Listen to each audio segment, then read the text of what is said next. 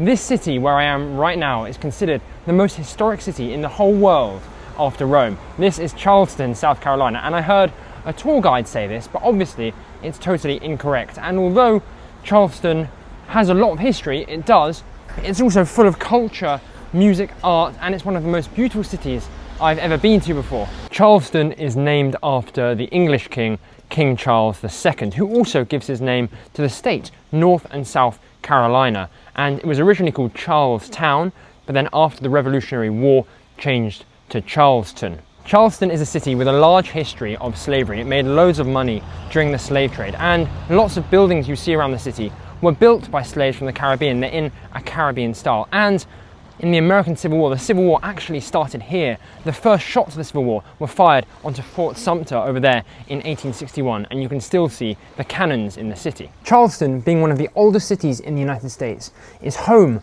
to America's first theatre, the Dock Street Theatre, as well as the United States' first ever museum, the Charleston Museum.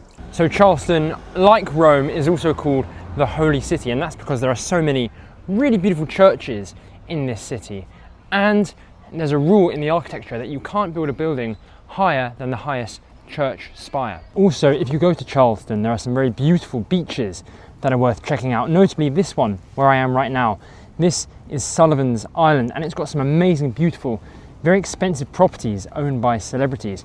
But it has a darker side as well, because Sullivan's Island was very important in the slave trade. It's estimated that over 40 to 50% of the 400,000 enslaved African Americans were quarantined on Sullivan's Island, and because of this, it's known as the Ellis Island for African American people.